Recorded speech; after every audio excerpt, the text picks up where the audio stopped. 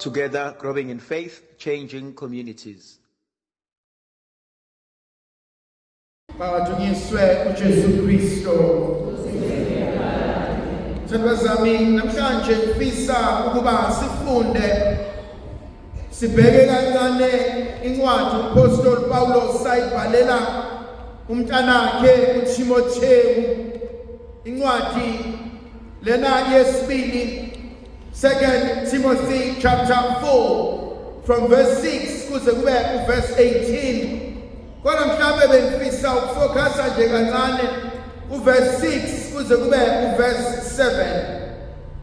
Uthi namhlanje uApostle Paulos njengekhehla elidala, njengobaba omdala, uthi Timotheyu ndodana yami, mina sengikulungele ukufa, sengikulindele ukunikelwa, sengikulindele ukushiya lo mhlaba.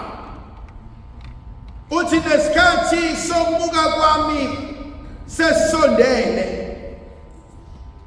Kodwa uthi mekhuluma lento bese nginika amagama abalekile ngiwathandayo, athi bheka ngikulwile ukulwa okuhle, athi ngiqedile indlela yami, athi ukholo lwami ngulondile. Okunye-ke ngibekelwe uqhele wokulunga, inkosi engimahluleli oqotho eyakunginika wona ngosuku lokubonana kwami. Kodwa lokhu angisholo mina ngedwa nje, kodwa iyawubanika bonke abayithandayo nafisa ukuba babe nayo. Ambalwa ama-points engifuna ukuhlela kuwona. Eyokuqala, i-point yami ile conversation anayo uApostle Paulus ebhalela ingane yakhe ehlala naye, ethi mntanami, athi sasifikile isikhathi sokuba impilo yami inikelwe, athi ngesilungu, athi my life is about to be poured out like libation.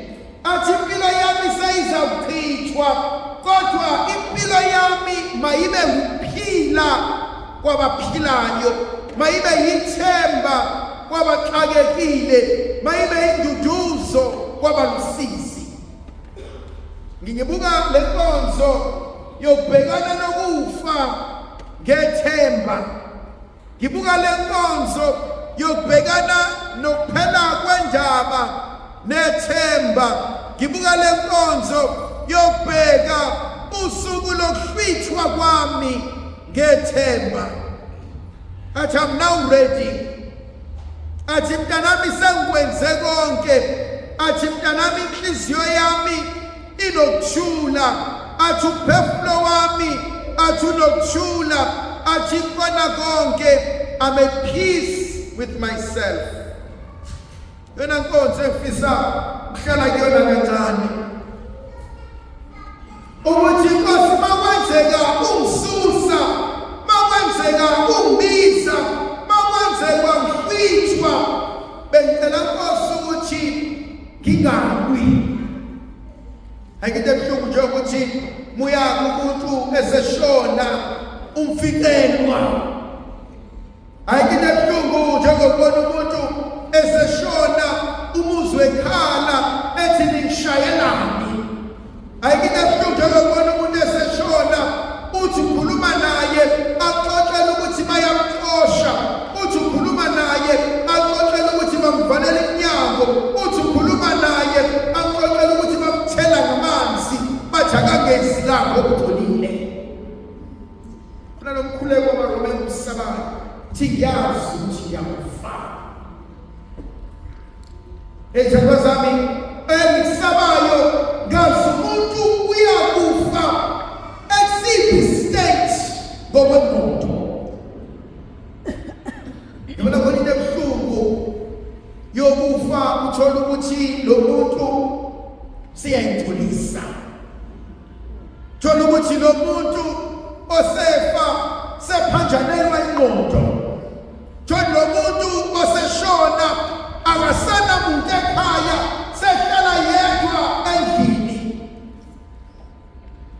and uyayibuka impilo yakhe nomuntu emngcwabeni wakhe uqhamuka imdodoshiya yensizwa egaliwe namakhosikazi bona mama abagalile nabayeni bona igceke ligcwele abantwana nomndeni wakhe, and yet lo muntu ekufeni wakhe he or she was all alone.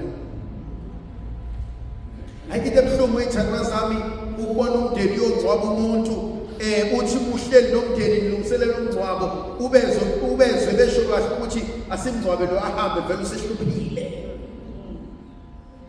Thina namhlanje uPostoli Paul thi sengilindele athi sengilungiselele athi noma sengasuswa noma inini athi noma sengamukwa noma inini athi noma umphefumulo wami sungabizwa athi I'm at peace.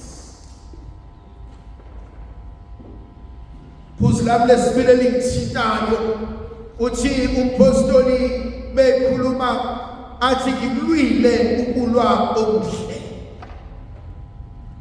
ngiqedile eyami indlela.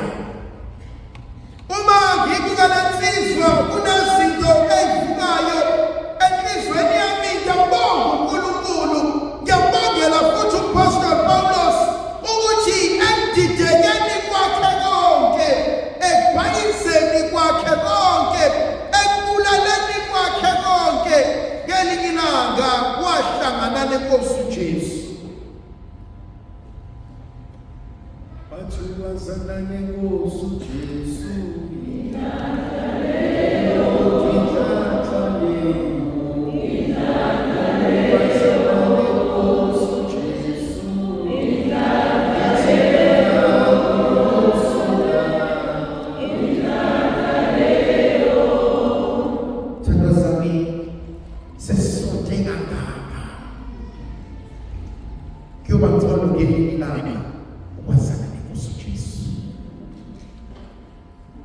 ngiyafisa ngelinye ilanga ekufeni kwami ngimbone uNkulunkulu.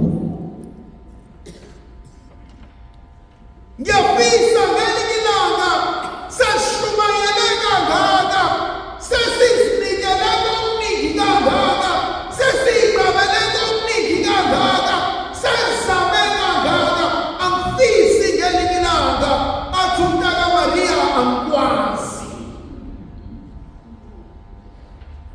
Ngiyambongela mina uPostoli Paulos entantatheni wakhe, ekwenzeni kwakhe konke nokungasile, kodwa ngelinye ilanga wathi eDamascus wahlangana nendoda yamadoda eyashintsha impilo yakhe, and it was never the same again.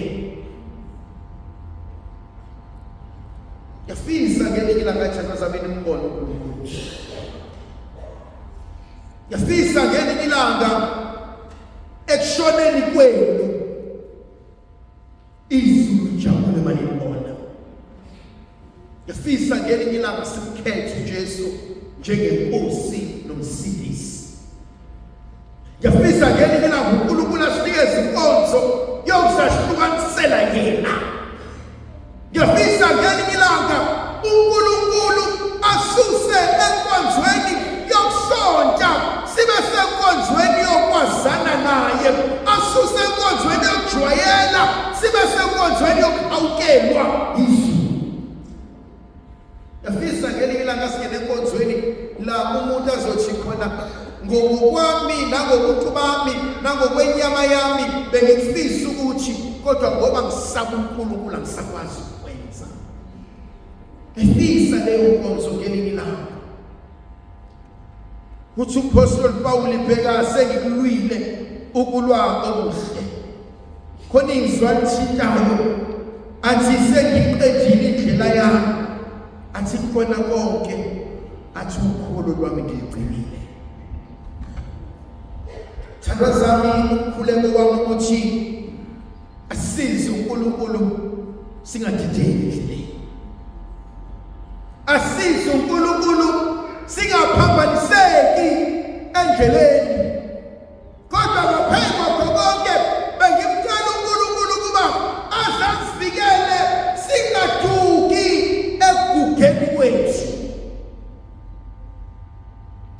Khona muye kweminye imingcwabo, muye kwezinye inkonzo emakhaya ubona ngomunye umuntu lapha umuzwe sethi ngangiyikhatholika njalo, ngangisekhwayeni njalo, ngangisemhlanganweni kaMaria njalo, ngangiyisikhonzi njalo. Khona abanye omama abashado baba Thothi omama bengewona amakhatholika kodwa ngenxa yokushada umuntu oyikhatholika bayindaba sebengamakhatholika. Thothi omama sebemo active ebandleni likaNkulunkulu modela umyeni wakhe uthi umbuzo umyeni athe ongeka mina ngangiyisikhonzi isikhathi eside kakhulu bese ngithi mina Nkosi mahawukele angafi esesebumnyameni.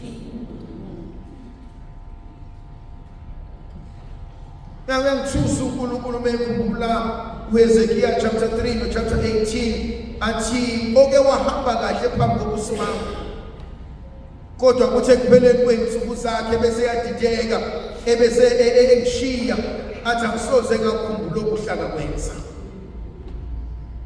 Ngiyisaba mina ejabeza inkonzo yokuba ngifanele insimbi nathi lena shaywa njalo esisa kuNkulunkulu kodwa yona engakazi ingene kuNkulunkulu. Ngiyisaba mina le nkonzo eyenziwa yithandwa zethu ngiyabonga ukuthi bayasiletha esontweni kodwa kuyangithusa ukuthi ungidlisa ukudla wena ongasafuni ukudla. Kuyangithusa ukuthi unetha uNkulunkulu kodwa wena uyohlala ekhaya uyajima uyobuka indaba uyesitokfeleni kanti wena lokudla okunika kona kushevu kuwena. Thina namhlanje inkonzo ayishoyo uthi ngikulwile ukulokuhle athi ngiliqedile ibanga lami athi nokholo lwami ngigcinile. Ndlovukazi Yesu la benathi sibusisi mayifikele isikhathi selisinika amandla kaNkulunkulu wayisene ndodana nomoya ocebileyo. Amen.